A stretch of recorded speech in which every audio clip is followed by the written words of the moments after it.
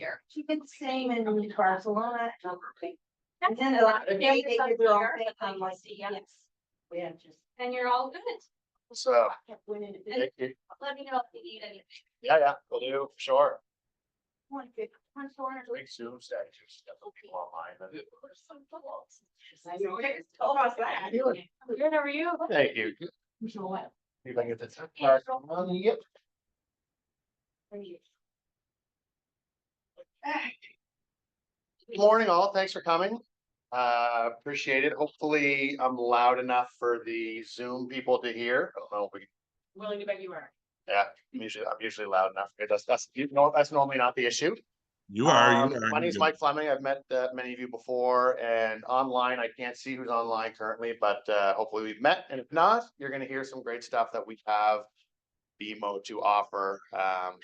And essentially, what I want today to be is just kind of like an open forum as well, right? So you're going to see lots of stuff on here, lots of great content.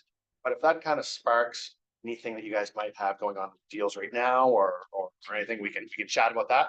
So always an open discussion is great.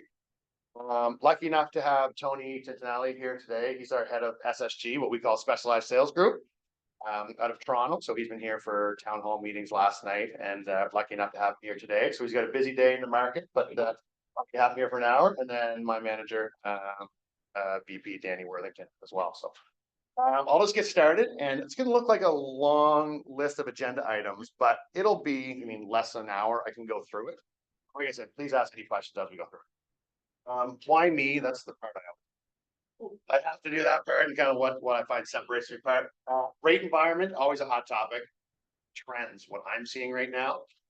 Pre-approval process and benefits. So Janice and Maureen just put a few kind of buckets that they wanted me to chat about. I asked them, I always have my standard presentation I go through, but I was like, is there anything kind of hot pressing that you guys would like me to talk about? These are kind of a few of theirs. They want to know the pre-approval process benefits.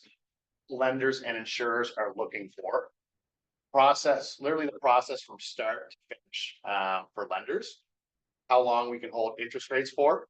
So those kind of that bucket between 4 and 7 is from them. And I want to bring up the default insurance rule changes, defense community program, rental and Airbnb financing, refinancing, mobile home financing, and financing, and then last but not least, we have Nova Scotia Down Payment Assistance Program. But why me? I'll start with that. Been in the business now about 11 years, BMO 8, RBC 3. Been the #1 MS mortgage specialist in Atlantic for the last 3 years, ranked #3 in the country for units as of our fiscal 2024. So run our fiscal November 1st to year. Like for me, I'm lucky enough to be on a top performer program that allows my deals to be looked at in one day. So essentially our pre-approvals one day, any live deals, anything like that, it's going to be looked at the same day. So if it's a fairly clean deal, I can actually have an approval back to you the same day or the next day, right? I know a lot of times you might give me 5, 7, maybe up to 10 days for financing. But if that's a competitive edge for you guys to decrease the financing date, right? Let's say you want to get done in 3 days. The only reason I couldn't is because if we needed an appraisal, then I would have to order an appraisal. And appraisal, if I can rush it and get it done day, then we're fine. But sometimes I'm at the mercy of an appraisal. But we do have a new automated valuation system that sometimes we use CMHC as a third party with this, and the valuation is automatically supported, so I don't need an appraisal. How do your appraisals work? I'm running into challenges at getting appraisals in before deadline for conditions. Really? Okay, so I order them as soon as I get the purchase and sale from you guys. I order the appraisal. Actually, I'll back it up. As soon as I get the purchase and sale from you guys, it'll run through that CMHC valuation model. That value is not supported by CMHC. Then we'll order the appraisal. And then if that appraisal is ordered, let's say today, I'm usually getting an appraisal notification probably by end of day today when the appointment is. I can put in specific instructions, need this by this date. Now, they might charge us a little extra, a little small, like a brush fee, like they might add $250 on there to have it done by a certain day. But we can usually get it done quickly. We use a third party company called NAS as well, Nationwide Appraisal Systems. They're great to deal with. We just deal with them one-on-one, but we can get the appraisal done pretty quickly. an amazing mortgage specialist assistant to help support my business. Ben Ennis is his name. We've worked together now for, he's coming up on at least 3 years. But he's an amazing support to the business. He kind of does everything on the back end. Be more the client facing, dealing with the realtors, etc. But he does kind of some keying in the background of applications and just the background fulfillment piece. Amazing team. I think this is a huge part as well. Amazing team of BMO that surrounds me. So management, we have deal with branch managers. Obviously, Danny, sick of hearing from me every 5 minutes. Dom, his boss at Toronto. Obviously, Tony, who we have here today. So we have a great team around us on the management side. Deal with personal bankers, private bankers, small business advisors, commercial real estate relationships, BMO Nesbitt Burns. So within the bank, we have a solution for whatever your clients need. Maybe you have an opportunity, it's a commercial opportunity. Well, I just flip it over to that. Right? So all these people that can help me out. Been here, like I said, doing 11 years, no policy, inside note for BMO and the default insurance companies. We're extremely competitive on rates as well. What I find is a lot of times brokers will position themselves that multiple lending opportunities for lenders they deal with, or on the rate side that their rates are lower. Our rates are right there with all brokers. So we deal with all the same terms from variable to fixed, etc. The only thing that I wouldn't do that a broker would do would be like private lending. Do that. If it's a deal, like it's a really hairy one, we are still good. We're open for business for some of those. You mean, I just have to go to credit, and there might be a few back and forth with credit. You mean, there's no deal. Like I can look at a deal right now and say, I think that's going to get done. I'll put the effort into it, and I wouldn't just tell you guys, but I'd say honestly, I don't think that's going to get done. Here's why. I might have to go to a broker, but there's really nothing that a broker's going to do that we can't. We can actually do more because we do mobiles, we do modulars, we do land financing, construction job mortgages, etc. Rate environment. So lots of noise yesterday. Tony, I couldn't be any more in your way, could I? So essentially, if we kind of back it up a little bit, the Bank of Canada monetary policy rates went up to curb inflation. We had inflation around 8% was on the high side. September of this year, we sat down to 1.6. So what they have done has worked, which is great. Benchmark is 2%. We're actually below the benchmark in September. So now you saw the big rate cut yesterday of 50 points. So fixed rates, they've come down a couple of points in the last year and a half. I believe long term, we're going to continue to see fixed rates come down. I think the days of the 1.8, 1.5%, things like that, those are gone. We could see as low as 3%, 3.25%, around there. If I was to guess, don't hold me to it, but next couple of years. Variable rates, prime is 5.95 now. So yesterday it was 6.45. So that's what the big decrease was yesterday. So it's down about 1.5 points in the last year. Bank of Canada. So this is where I get a lot of calls from clients. And if you have any questions on this, let me know. But the Bank of Canada rate essentially, they changed the key interest rate to 3.7. So that drops 50 points. A lot of clients will say, is my rate now 3.75? Which is not the case. I wish I could say yes, it was, but it's not. That's essentially the key interest rate is what we borrow off Bank of Canada when we borrow money. Prime rate has gone from 6. This is a big one for clients and for you guys. Prime rate's gone from 6.45 to 5.95. So essentially, variable rates have reduced. So any clients that are in a variable term, are either their payment is going to decrease. Every lender is different. Either your payment decreases or your amortization. Your payment stays the same and your amortization decreases. Both are good. It's a good thing rates are coming down. Yeah, so that's kind of the way it is there. The key interest rate, so rates are not 3.75. So essentially prime is now 5.95. So let's say if I had 0.5 points off prime, and your rate is 5.45. So yes, it would be 5.95. And so what remains the same is the discretion that lenders have off prime.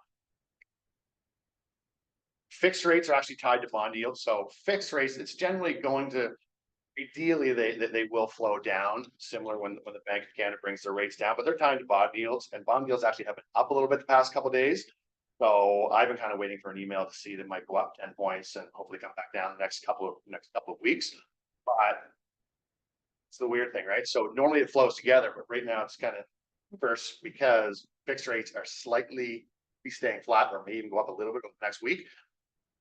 Variable's gone down. So go back to here. Long term, I think fixed rates are coming down and variable will be coming. Next Bank of Canada meeting's on December 11th. So is it a 25-point cut? Is it flat or is it a 50-point cut? We'll see. I like it. There's some bets. Any questions so far on this, on the rate environment? That was a pretty hot topic, especially after yesterday's info. Very excited, I'm very wholesome. Good. So trends, this is what I'm seeing a lot just from clients reaching out to me. A lot of, and I'll speak to this in my last page, the down payment assistance program. Clients meet all the criteria. I mean, they have great credit, been at the job for 2 or 3 years. Just don't have an option for a gifted down payment. So we do the Nova Scotia down payment assistance program, which I'll touch on. Gifted down payment, we're seeing a lot of that gifted down payment from immediate family. Co-signers going on if they can't gift.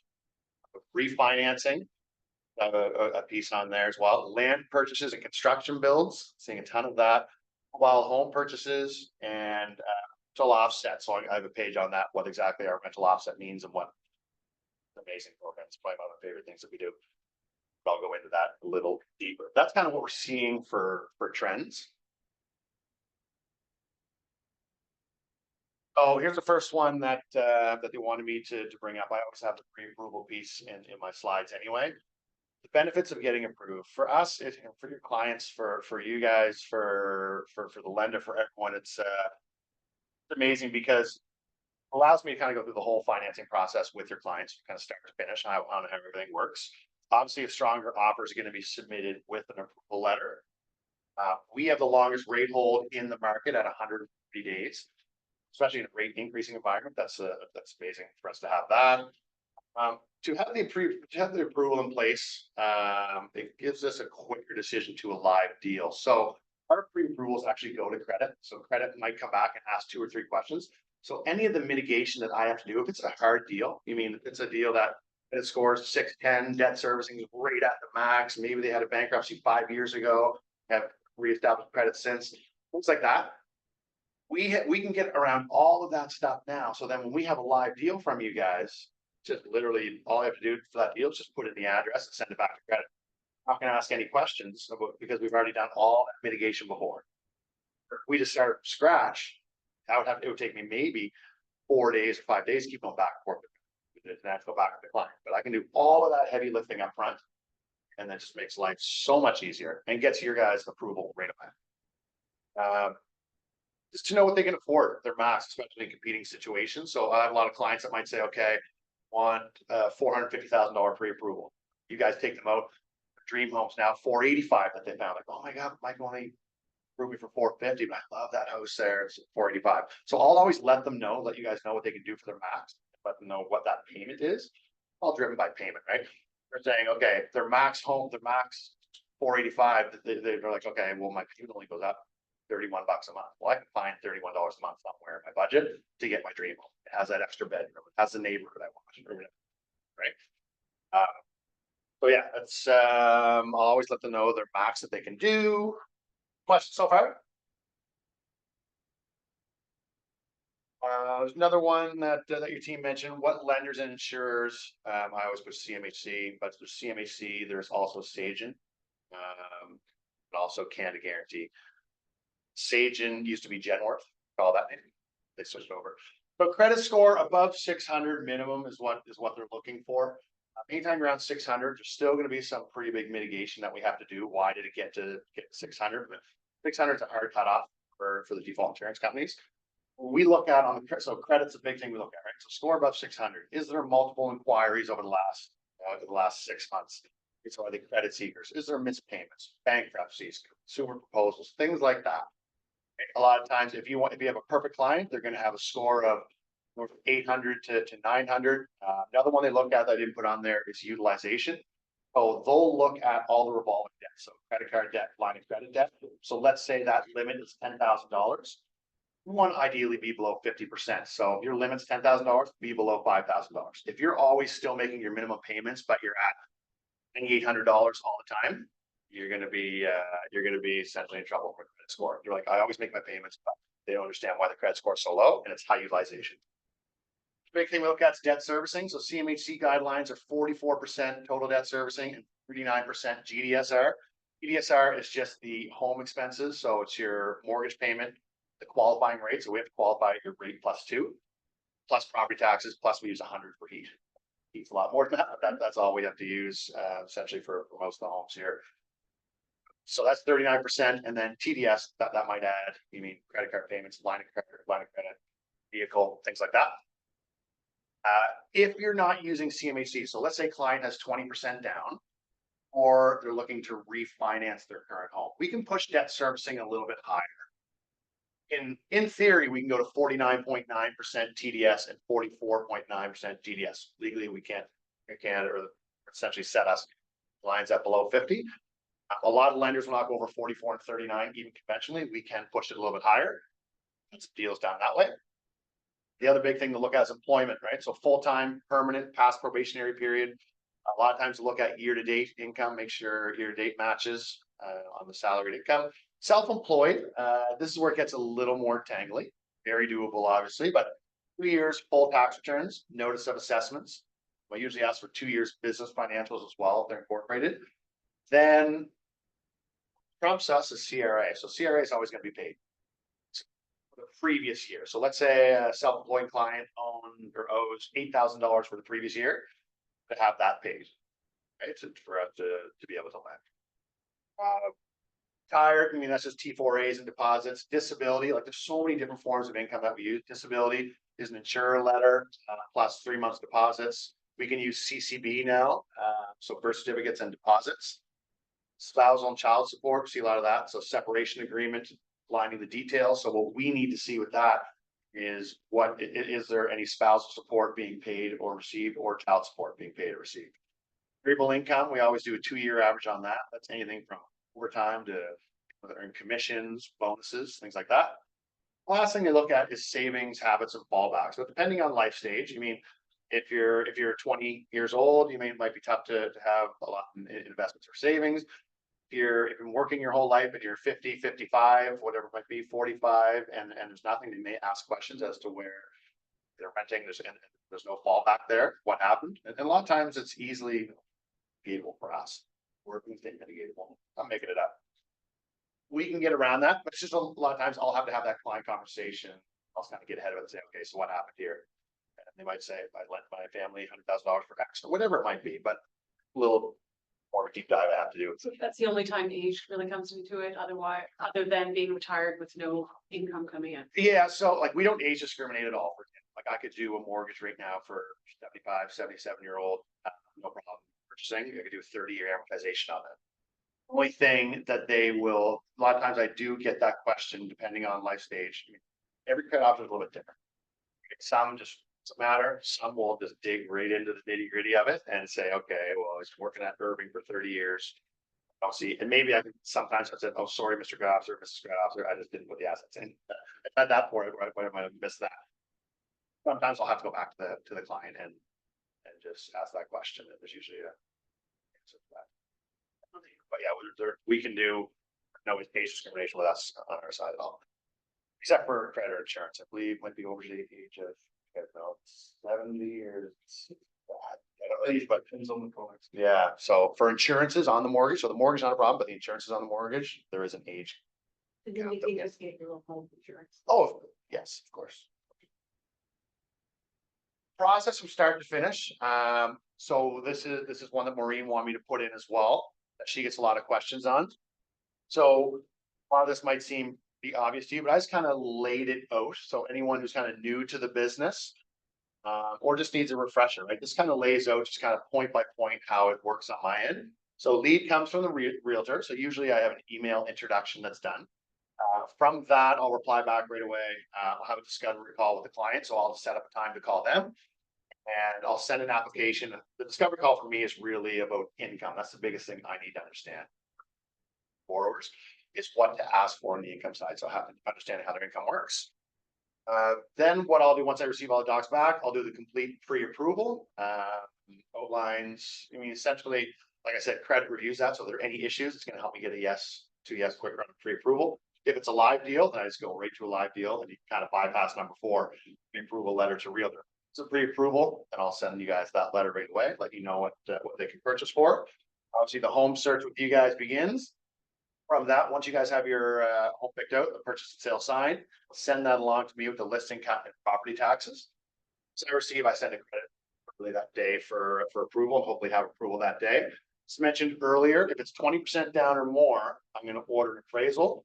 We call low ratio auto valuation, so we go through CMHC example. They say, yes, the purchase of $550,000 is supported, we do not need to do an appraisal. It's great, because then I get you that letter that same day, the appraisal is not needed, but I'll let you guys know that.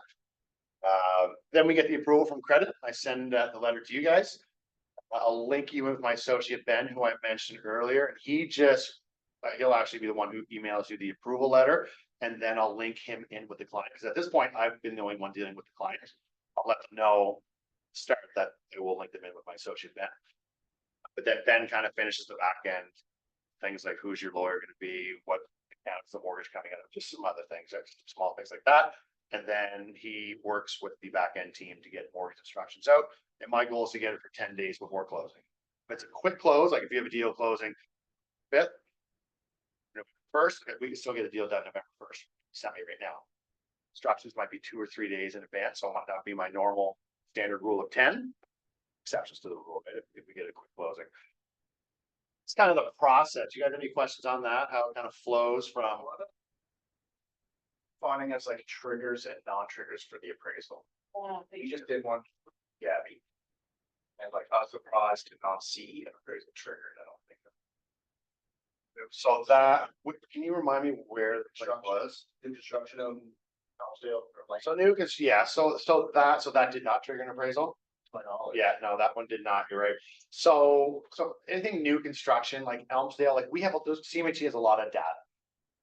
If you're going into a more rural area, say the price point is pushed a little bit, they're gonna require an appraisal, right? They'll just say, what it will do, it might even be triggered by postal code, I'm not sure. But it'll just say not eligible for auto valuation, low ratio Emily, but available for that. So I would say it might be, you guys might know, I don't know, but I think it might be triggered by postal code, but anything kind of within HRM, or in churro or major. More than a metro area. More metro area that we haven't had much issue. Yeah, because the systems use like almost like AI. Yeah. So if there is enough data within that specific area, it can then trigger where it doesn't need. But if there is any sort of like unconventional parts of the land, right? Yeah. Where there is a bit of something like, say there's a stream that runs through the land, or there's something going on, there's not enough data, then it'll trigger. Or just think, like you mentioning, how you do such quick Google sometimes. Knowing like what properties adapted on trigger, which like from right there, go in. Little sack or 17 split entries up down the street, so that should be, that's like that, like yes. If every one of them went for 475 and we're doing like 60, like you might be able to warrant, you say it's 560 because of this, the pool, the this, the that, may trigger. If you're going to 475 with all the rest of them, Yeah. probably just auto evaluation. I also heard about if you put down a really large down payment, they trigger it. 20% usually triggers it. So for us, over 20% triggers it, right? Because if you're less than 20%, you're going through the 3 default insurance companies, right? One of the 3. Anything over 20% automatically triggers it for us. Well, you could, you in theory can put 20% or 25% down and go through CMHC. You can do that. Your rate's a little bit lower if you go through them, like 10 to 15 points. You're paying a fee to do that. And so I would just do the 20% down. You're gonna have a small appraisal fee of $300. What's that? Well, I'm saying it's like roughly $75 a month, 100K for Everywhere. So you'd be 1,000 more. So $100,000 if you're looking at 4.5%. Your interest alone is going to be 500. Well, and that's going to be 225 a month. Figure that out for you though. I have a no rush. That's just really don't like figure that out right away. I do have it as like this mobile. It's actually pretty cool. You guys load it's a pretty cool app. What mortgage game is pretty quick. I'll send that to you guys after. You guys, any more questions kind of on this process? What are you gonna touch on while we went bottom up? Oh, yeah, so we do, so it's gonna do market rent on the rental offsets that we do, yeah. How long we hold rates for? That was another question, by Morgan. Longest rate hold in the market, I mentioned at 130 days.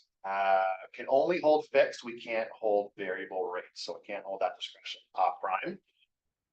Can only hold one term at a time. So let's say clients like, oh, I'd like the 3-year fixed, but I also like the 5-year fixed. I don't know what to do. If I have a 3-year fixed at 4.6 and a 5-year at 4.4, I can't hold both. Right, so I'd have to kind of talk to them, say, here's what I would want to do if I were you, up to you, what your thoughts are. What are you leaning towards? And let's hold that. Now we're in a rate decreasing environment. So the good thing is as rates decline, I mean, we can reset that rate for the client. So worst case, let's say it's 4.6 right now or 3-year fix, but they close in a month and a half and rates are 4.1. We just reset that. But holding these rates were huge in a rate increasing environment. Right? Gives us an extra sometimes 40 days compared to some lenders, and because some do 90 days and some go up to 120, but we do that extra days. It was a great strategic advantage for Big us, honestly, that was amazing. Especially when rates are increasing. Yeah, absolutely. We also do builder cap rates. So I don't know if you guys have any builder projects on the go, but we can hold rates up to 6 months up to even like 3 years, but 2 years is the longest one I've done, the cap. And it's pretty great program. The fact that we'll do, especially in a rate increasing environment, we'll say, okay, 5-year fixed at, let's say right now it's 4.3, hold it for 2 years at 5.2. And then 4 months before the bill's done, we'll look and see what rates are, and then we'll reset it based on those rates. But let's say rates skyrocket, another COVID happened in a few months, God forbid, and rates went up to 7%, locking at that 5.2 and for up to 2 years. So I can lock it in. Whatever they say the bill's gonna do, I add 6 months on. You guys know, say, oh, it's gonna be ready in 6 months. It's gonna be 7. A lot of times, like it's not done right away. So I'll do a 12-month hold on that. If it's gonna be a 12-month bill, it'll be an 18-month hold. Yeah, that's a great program as well that we have. So sure you guys have heard in the news over the last few months, default insurance amortization changes. So as of August 1st, first-time home buyers, 30-year amortization on new construction, right? So default insurance companies always was a maximum of 5 years. Now they've gone to 30 as of August 1st. That was the original kind of phase 1. Well, as of December 15th, so it'll be a month and a half, almost 2 months. 30-year amortization on all default insured home purchases, not just first-time home buyers. So increased purchase price up to 1.5 million versus 1 million. 1 million was the previous cap for default insurance companies. Down payment remains 5% of the first 500,000, 10% of actually 500K to 1.5 million. It's a lot of clients will say, well, it's $1 million purchase, 5% is 50,000. No, that's not the way it works. It's 25,000 on the first 500. Then you have 50,000 on the next 500. So really it's 75,000 on $1 million. But I just want to put a little chart on the right. It just shows you how much that will save your client. So I just put a mortgage amount of 750,000 in. We do everything in months. So you'll see that's 25 years, 30 years. The payment on 25 years on 750 grand, based on I just put 4.25% in as your rate. Monthly payment is 4,047.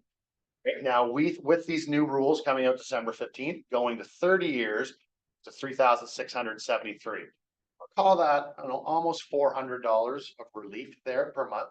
Yes, there's going to be more interest paid. There's going to be longer amortization. A lot of clients right now are feeling the pinch for sure. So it does help a little bit on payments. Clients are pretty happy about that. They were whether that was only new construction and only first-time home buyers in the first wave of this, but now it encompasses everyone. So I think that's a great move. Okay. Any questions on that? So that'll roll out in over a month and a half. I have the 50-year, Wait. which is in Europe. Sister-in-law, they had a 50-year one. Oh, wow. In Florida, home in Switzerland.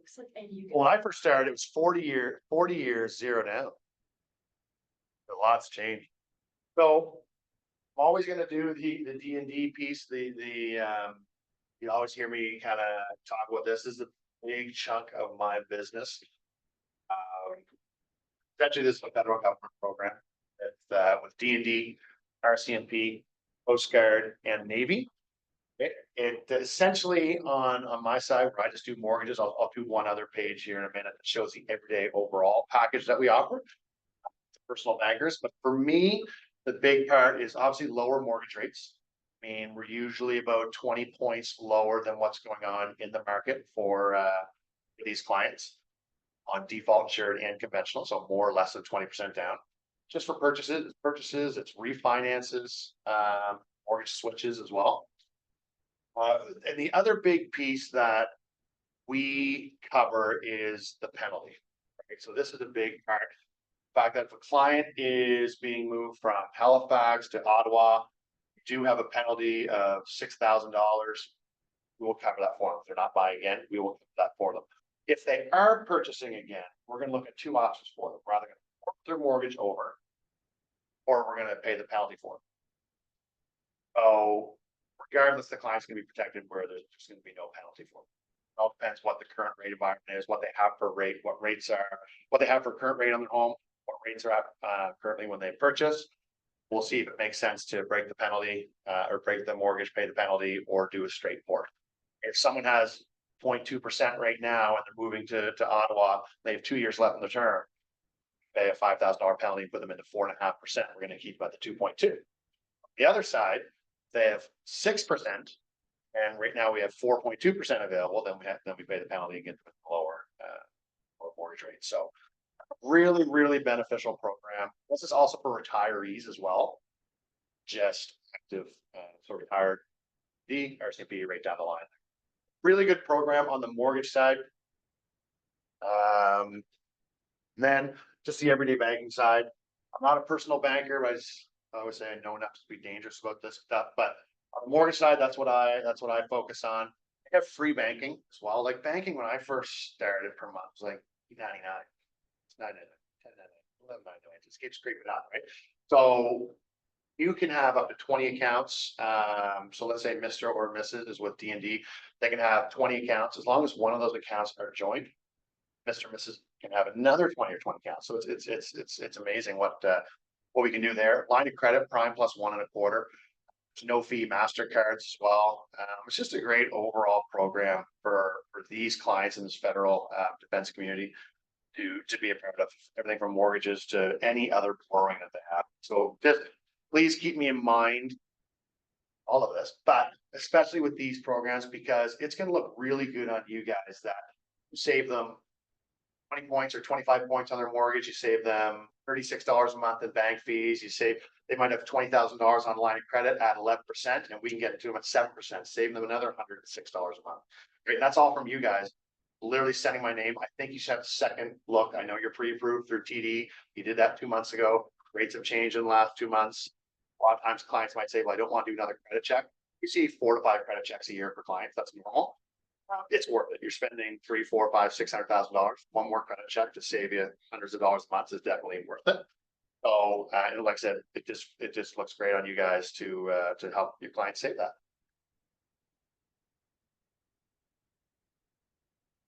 Investing for your future. I do a ton of rental properties. Actually, I should stop there. Is there any questions on the federal government, the defense community program? Buying a second property. So I do a lot of rental properties.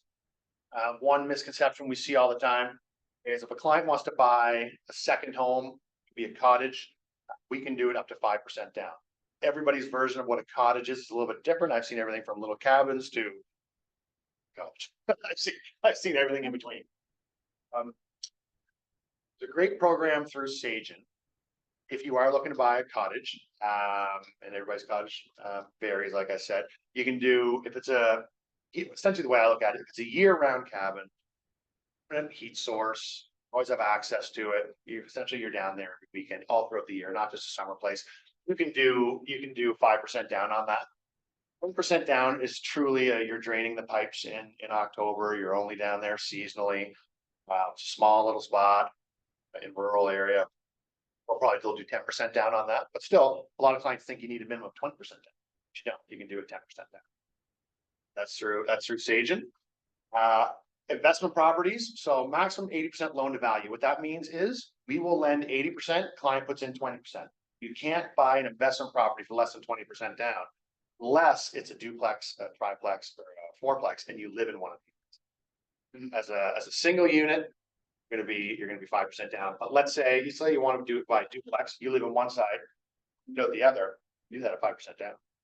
So you buy triplex, live in one, and rent out the other two, you can do that at 10% down. Fourplex, same thing, percent down from one, rent out the other three. Traditionally, a rental property, you're gonna continue to live in your home, you're buying a rental property that has units up to whatever, 4 units, it's gonna be 20% down. So what we can do is 4-unit dwelling. We now had a policy change about a year ago, which is amazing. We now use 80% of the rental income, so the market rents, as Danny mentioned earlier. So what we'll do is, let's say your client wants to buy, I'll make it simple, just a single 1-unit rental. And we order an appraisal, the purchase and sale, 600 grand, the appraisal comes in at 600 grand. I'm also gonna order a market. Trends what that place, based on current trends in wherever, Halifax, Dartmouth, wherever they're buying. That market rent comes in at $3,000 a month. We can use 80% of that, which is $2,400 a month. Previous to last year, it was only 50%. 50% of 3,000 is 1,500, 80% is 2,400. That's an additional $900 a month you can use towards debt servicing, which is a big change. I was a happy camper on that one, when that one got introduced. A lot of lenders only use 50%. You now do the same meeting I have with our policy team. They laid this one on us too, which is amazing. We do Airbnb properties. A lot of lenders will not do Airbnb. So obviously it's not a thing in Halifax, but outside of HRM where we're permitted to do Airbnbs, 75% loan to value. So back to what I meant before, that's 25% down on these properties, and we'll do a market rent as well. So I had a client that was strictly for Airbnb and PEI. A bunch of lenders couldn't do it. It did a 25% down, and we got done right away without an issue. Strong client. It's just a lot of lenders do not want to look at mortgaging short-term. We will do that.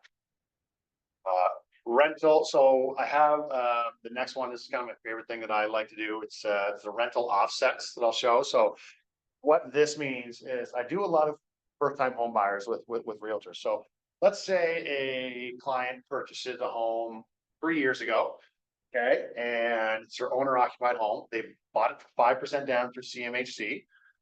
They're 3 years, and now they want to buy a new owner-occupied home. Maybe they don't want to sell their existing. Maybe they want to, well, through real estate, keep that home instead of selling it and putting all the down payment on a new one. They can do another 5% down home. It's usually, at least I said 3 years. Usually they want to see a year. You have people that are pushing boundaries that are 6 months and then 4 months. It's like, it's harder. If you can wait at least a year, it's a lot easier for us to do it. But majority of my clients that I've dealt with over the past couple of years are actually looking at doing this. So as long as they have 5% down, they bought the home, then 5% down on the new one, this is where they can do it. And we do what's called a rental offset here. So back that market rent point, on their current home that they own, get a market rent appraisal. So let's say that's $3,000. The current mortgage is $2,100 a month. Property taxes are $350. Said we use 100 for heat. So we just do a simple calculation here. Rental income. Now we have to use 15%. You can see now vacancy in Halifax is 0.0001. So Tony, can we get that 15% vacancy? So we do have to factor in 15% vacancy rate minus your mortgage, minus your taxes, minus your heat. It's 0. So essentially that. So some lenders that if they do it, they'll call it a rental wash. Ours is a rental offset. And essentially that property almost doesn't exist anymore. So their income's going to go towards the new property. And so that property is washed out and a lot of times they can debt service to, as long as their debts haven't changed a lot in the past 3 years, needs to do another 5% down. That stop with 1. So CMHC, you're only allowed to do 1. Staging, you're allowed to do 2. I guarantee you're allowed to do 2. Can't have any more than a total of 3. So if their first one is a CMHC 3 years ago, CMHC is out of the picture. Can't even look at it. I've done this. That is, yeah. And I want to do it again. Oh, so yeah, and then you can do 2 stations, for example. So now you have a total of 3. Let's say you had 2 stations, CMHC, you can't do a Canada guarantee.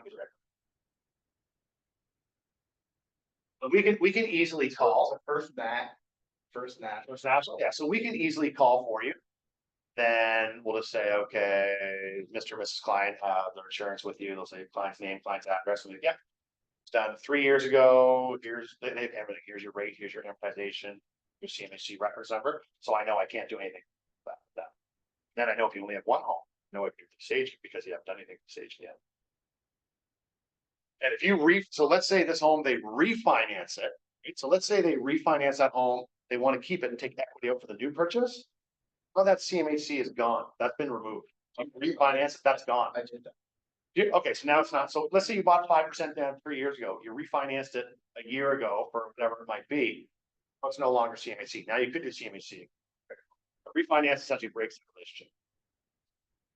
Is there a way to do, say you want to get your kid into a home, right? You know, I got one kid left. Yeah. Take equity from my home, purchase a home, 5%, could I? Yeah. Then, same thing we pay, essentially pay rent for. Yeah, because you're doing a gifted down.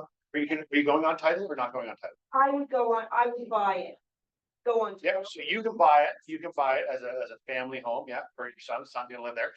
If it's CMHC insured, we can't use any rental income. Yeah. So you would have to debt service with all your current liabilities, plus this new liability of the home, property tax and deed. As long as you can service all of that, we can do that. They can always do a family. Yeah. Whether your son or daughter, son, Son. so whether your son either goes on title or not.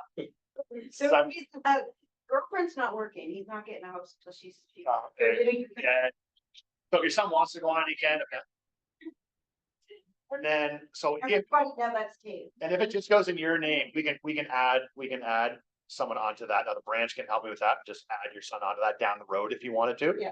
Be a legal fee of maybe $600-700 for a claim deed. Thinking.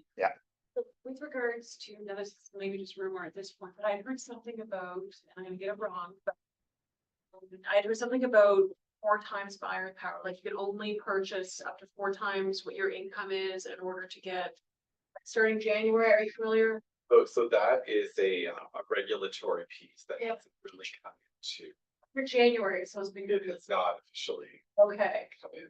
That is only at a certain income level and a Right. certain, so exactly. So it won't affect everybody, but it will affect some.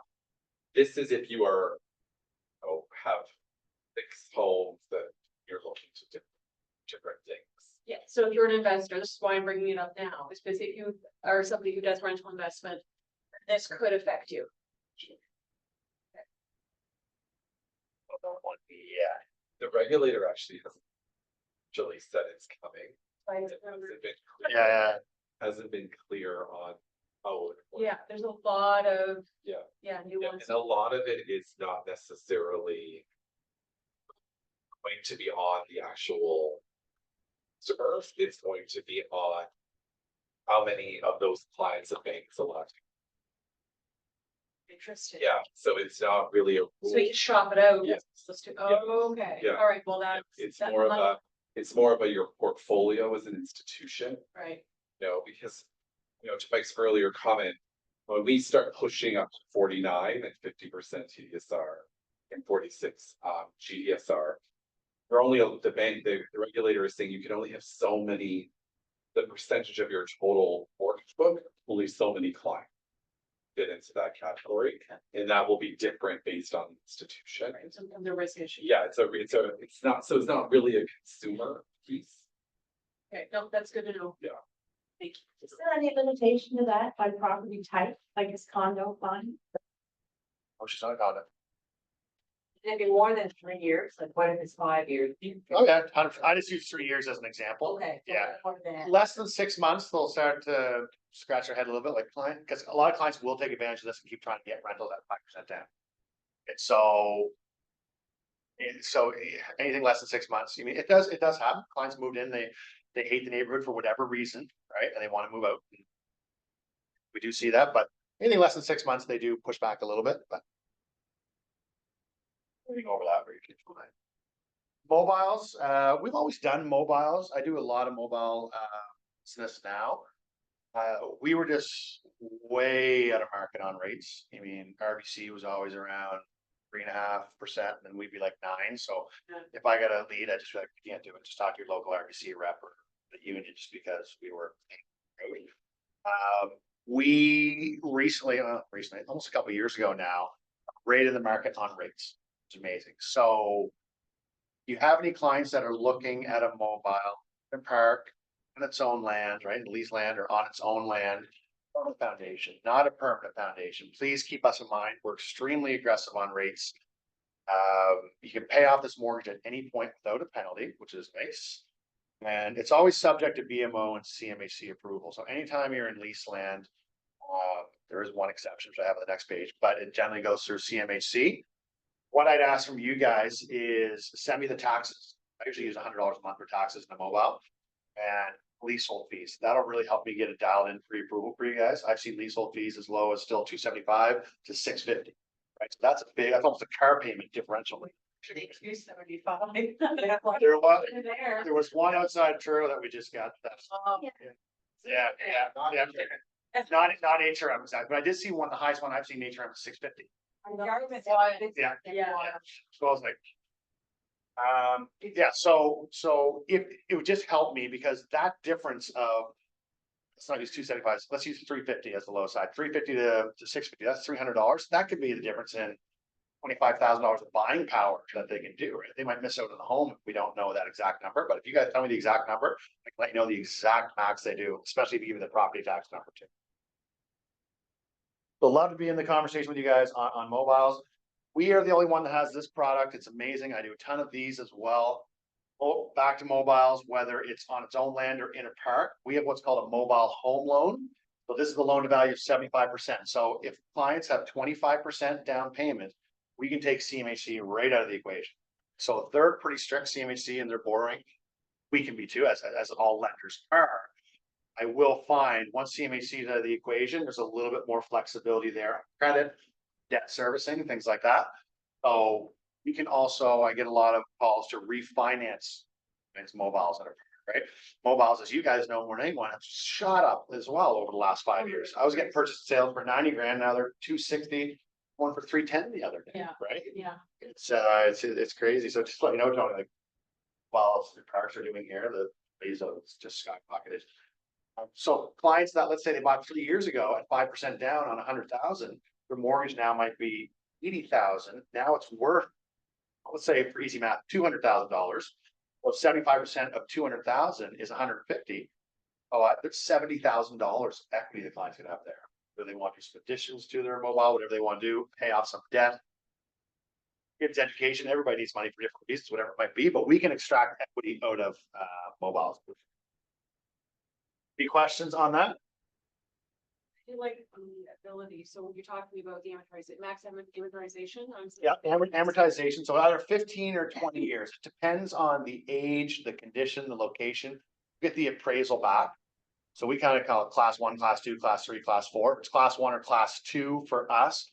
And that means the condition, I mean, it's not fair condition. We want above fair condition, so good or above, close to all amenities, things like that. So normally like ones in Dark in Sackville area, we can usually get to 20 years because they meet the criteria for us to do class 1 or class 2.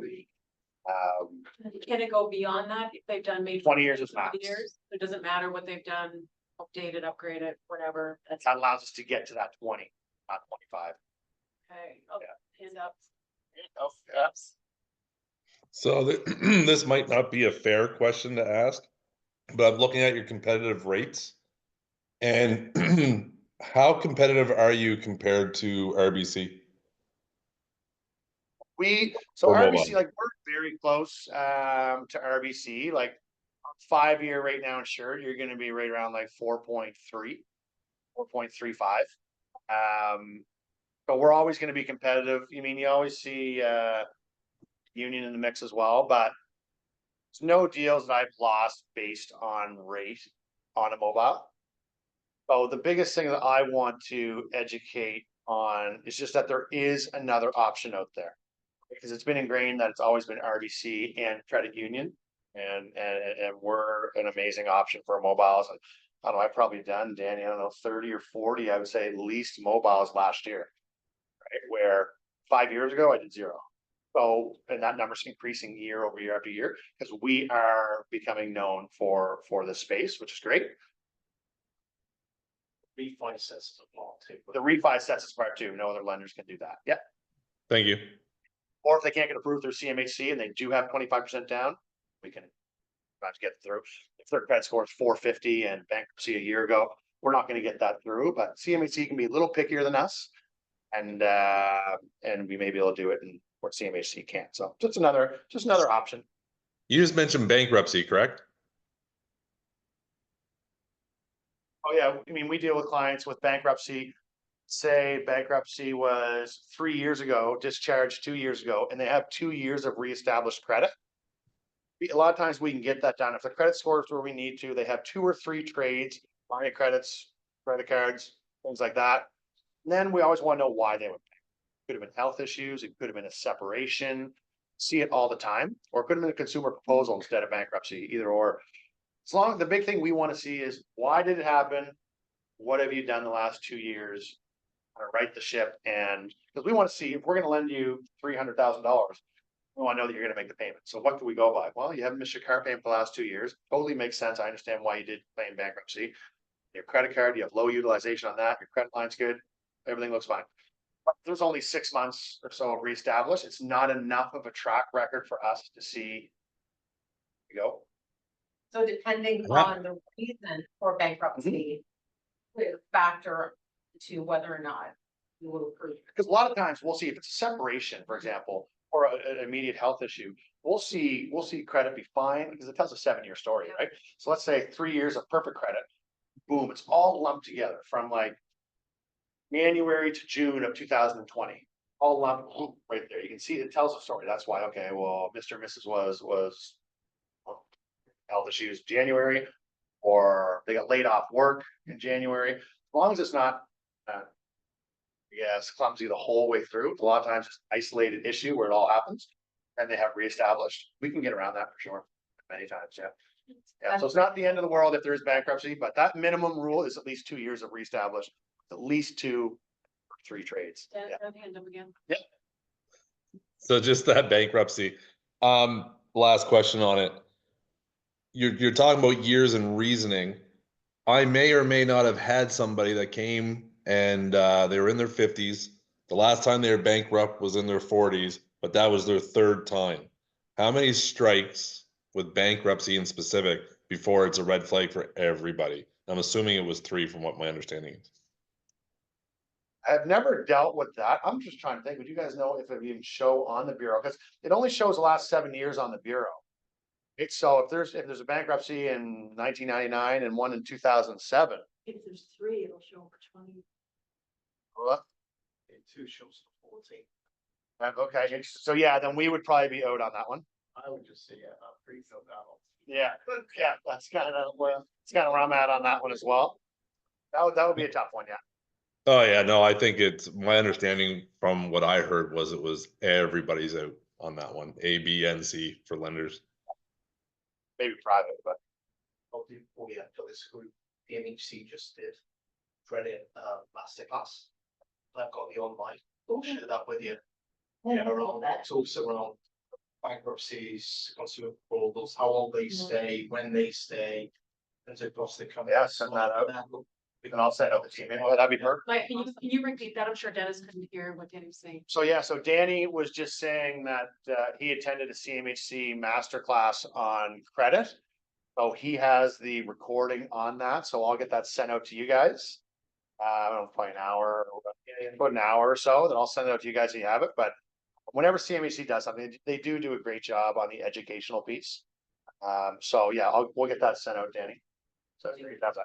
Generally to the, what I see anyways, most people lose money, right? That's the tough part too. Yeah. If we were included in the, I should mention that, if we're included in the bankruptcy, all lenders, for the most part, are gonna be like tough to lend again if we've lost 30 grand. Right, so we'll approve a lot of these files if it kind of meets the criteria. One of the conditions a credit officer will put on there, they want to see the bankruptcy docs and include no BMO's bin. Because it's with somebody else. It's not, yeah, exactly. Yeah. Well, if you screw over someone else. So I'll move on to refinancing. So I do a ton of this. Especially clients where I would love to say salaries have gone up, like inflation of gas or groceries or things like that. It hasn't. Things have been hard for people over the past couple of years, no question at all. So it's all about cash flow, bring it into one payment. There may be a penalty. I will do the analysis for you guys, for your clients. But it may make sense, given the equity in clients' homes, to pay off some debt just to feel that relief. Because clients are just, a lot of them are calling me in tears. They can't sleep at night just because the creditors are calling and everything's maxed out. Reducing higher interest debt, lowering mortgage payments by increasing amortization. Everybody needs money for different reasons. It could be education for kids, home renovations, buying a rental home, whatever it might be. This is a typical example that clients, this is how they feel after. If you look at that bottom, it says, Ben and Michael, so Ben, who my associate is, thank you for everything. The work you've done is truly life-changing for, I took the name of, but we slept much better last night with our loans already paid off. I can't believe I'm saying this, but the travel trailer was paid off yesterday. 3 of our credit cards are paid off. We're in credit. We're on financial cloud 9. We can breathe easier. We can't thank you enough for all the hard work you've done. Right. So there's so many clients that are feeling that pinch and they don't know that refinancing is an option for them. Continuously carrying debt, the $20,000 MasterCard paying 20%, right? Things like that, line of credits. They have a trailer that, I mean, whatever it might be, that's $400 a month that they have another 20 years on, or they just clean it all up. And then once they realize that they have an additional dollars a month, you can just put that on as lump sums on the mortgage if they want to, right? But let's just reduce the overall interest cost, bring it all into 4.5%. This is 11 on a line of credit, 20 on a credit card, 14 on a trailer loan, whatever it might be, right? So I just did a quick example here that I do with clients. So essentially the way a refinance works, 80% of the home value minus the current mortgage. So for a home that's worth 500 grand, 80% of that is 400,000 minus the $300,000 mortgage they have. This is just an example. Gives them $100,000 of equity available. Okay, so costs are roughly $300 for an appraisal and $500 through First Canadian Title. So they do all the legal side. I use them a lot for our refinances. They're pretty great to deal with. They're a lot cheaper than a lawyer. $565 versus a legal fee of about $1,700. It's about $865 plus whatever their current lender is going to discharge them. So it might be around $1,265. We usually have a promo in market, depends on the mortgage size, but anything from 100 grand to 500 grand is $1,100.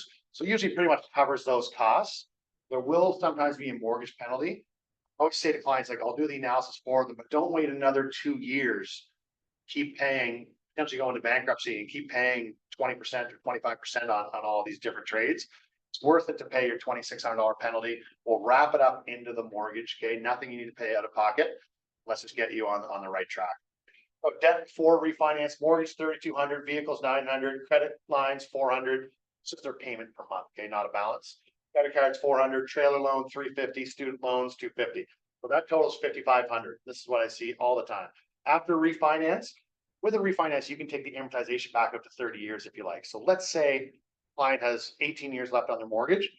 You could, in theory, bring it back up to 30 years for them. It might not their financial plan of when they're looking to retire, but it'll just give them that ease of what their current payments. So after refinance, bring in $100,000 extra, maybe I extend the amortization up to 25 years from 18. New payments, $3,000. Vehicle, we didn't pay that out. Maybe it's a lease. Not there. Line's gone. Credit card's gone. Trailer loan gone. Student loans, we left that there. So even that example right there, that's $1,350 a month. That essentially pays on a house of 4, that might pay your groceries for a month. That's a pretty big help, right? That pays your gas for a few 3 months, 4 months, whatever it might be. But I've just had a lot of success dealing with clients, working with clients on things that's really given them a big sense of relief. I mean, because it's a stressful time out there, and this is a big help. So yeah, It's a big deal for clients when the interest rates were climbing so high. They were trying to figure out how to make everything work. So that's brilliant. absolutely. You ever see clients switch from another bank? Or For sure. you do more? Yeah, absolutely. That's mainly what I focus on. I'm an external mortgage specialist, so it's bringing new money into the bank, right? So clients I deal with would be from if they're dealing with brokers or they're dealing with other banks bringing their mortgage over. Only gonna do something if it makes sense. I'm gonna lay it out and say, status quo, stay here, here's what you're gonna do. Well, here's what we can do. And a lot of times we'll help pay some of those fees for them and them out, just get them on the right track. A lot of times they'll be so happy with everything, they'll leave their banking over, full relationship, all of that. But yeah, so I've had clients crying in my office about this, like it's pretty powerful stuff.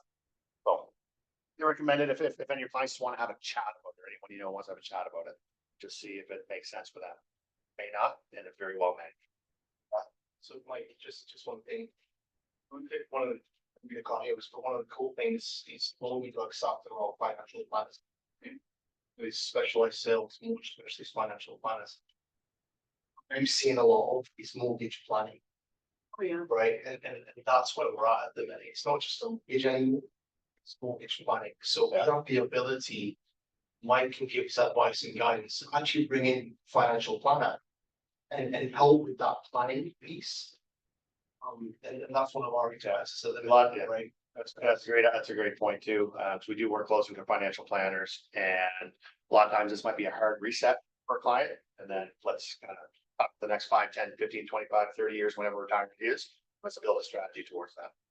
And just you know, they work with realtors, and part of the business we work with the investment advisors too.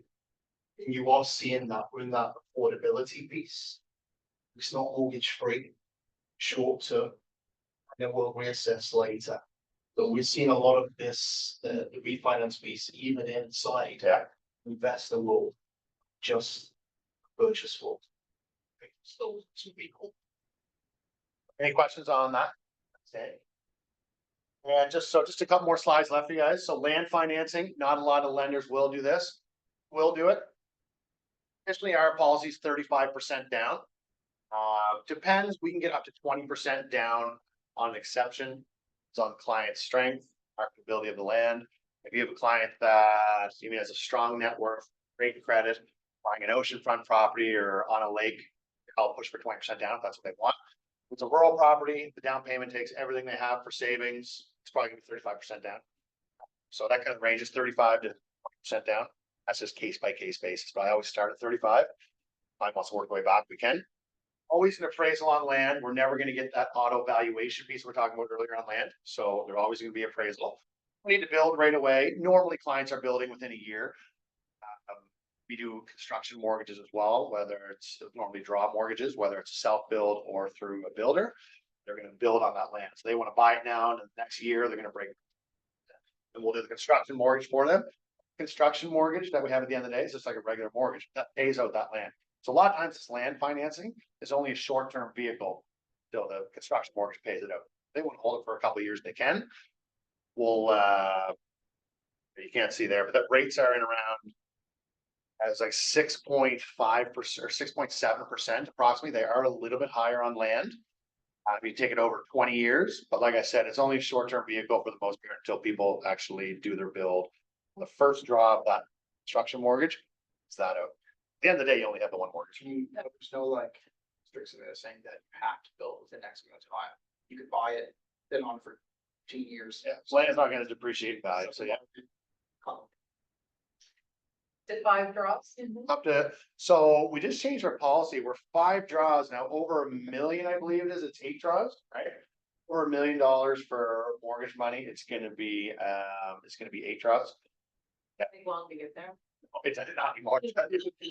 So we are changing our policies, knowing the world is changing and mortgage amounts and property values are changing. So we did recently change our structure. You know what those draw points are. So you mean the draws that I normally do are $1 million or less. So I'll do up to 5 draws. A lot of times you only need 4. So I'll do like foundation and backfill normally to start. Then you'll see once framing is complete, once drywall is done and then completion. You want to do 1 anytime in between there, do that as well. That's kind of the normal 4 that I'll do, but if clients want to slide an additional draw in there, you can definitely do that. If it's over $1 million, then you get up to 8. Just curious for Yeah. So not a lot of lenders will do construction mortgages. We will if you have clients to do that. Stand up. Dennis. But you guys got to take off. It's wonderful to see everybody. Enjoy the rest of the session. You're very, very welcome. Thanks, guys. Very good hands. Thanks so much for your time. Yeah, very well. We just mentioned that deal. Though. Yeah, we're gonna help. Okay.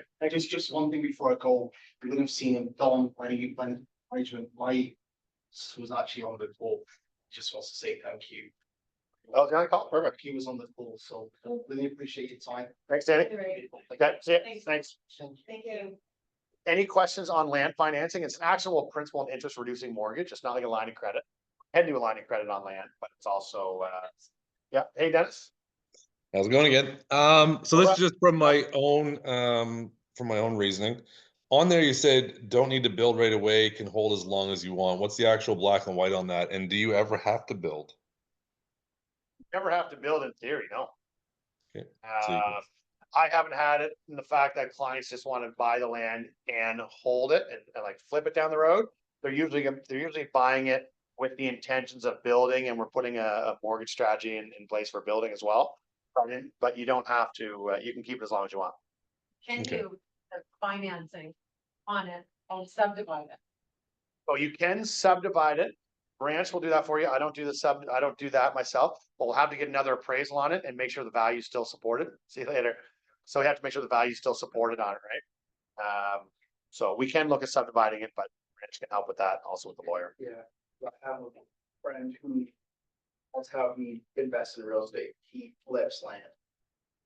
Dealing with people. Wow. So he buys dirt, usually cuts it in 2 or 3, clears the lot, pops in the driveway. And so if you buy it with cash, it's a lot easier to do it that way. He does, buys it for cash. But that's a lot easier. And Yeah. then he has his own, That's what we. he has his own escrow, plays with it, and Yeah. eventually sells them each. There you go. He's not dealing like. Just basically clears a giant 100 by 100 square, there's your driveway. That's what it is. Wish I was younger. I know. I think is my last slide. This is the Nova Scotia Down Payment Assistance Program. I'm doing a lot more of these as well. So I just kind of took literally a cut and paste out of the website. You can just Google Nova Scotia Down Payment Assistance Program. It is a great program that it's become a little bit more relevant where they did increase the purchasing power. But you just have to look at it. Credit have to give good credit, 650 or above. Need to be pre-approved, so we'll do a pre-approval for your clients. They're a first-time home buyer. Total household income, it was 75,000. It went up to 145, so that's a positive change. Canadian citizen or PR, and they don't have the ability for 5%. So a lot of clients will say, "Well, I just don't want to use my money. I want to use their money." So it is technically that they do have in their policy that they don't have the ability to pay for 5% of the purchase price. They do have to have the closing costs, so your deeds, transfer tax, legal fees, things like that. I could use a credit line for that. Technically, if they don't have the actual cash saved up, we can give them a credit line for that. I need to factor that credit line payment in though. The property you want to buy must be in Nova Scotia, primary residence, and be permanently attached to a property. But you can't do a mobile home in a park with this program. Also, the purchase price is the other positive example, other than the 145,000 increase in salary. Property in HRM must be 570. 375 in West Hanson, Annapolis Valley, Kings, that area. 300 on Yarmouth County, Northern Eastern region. So they did increase all of these. The nuts and bolts of it simply is fill out an application with Nova Scotia Down Payment. Also get a pre-approval done as well. And what we'll do is we'll send the app to, once you have a live deal, we'll send the application, the purchase and sale, listing, cut and taxes from you guys, and our pre-approval letter in, and then they'll run. You say it takes up to 2 weeks though. Once it's That's the thing. I've done probably with 10 of these, and it's never taken up to 2 weeks. We can get it done pretty quick. I think they're doing that just to cover their, what, if they need to. Because not too often you see 2 weeks on a financing clause.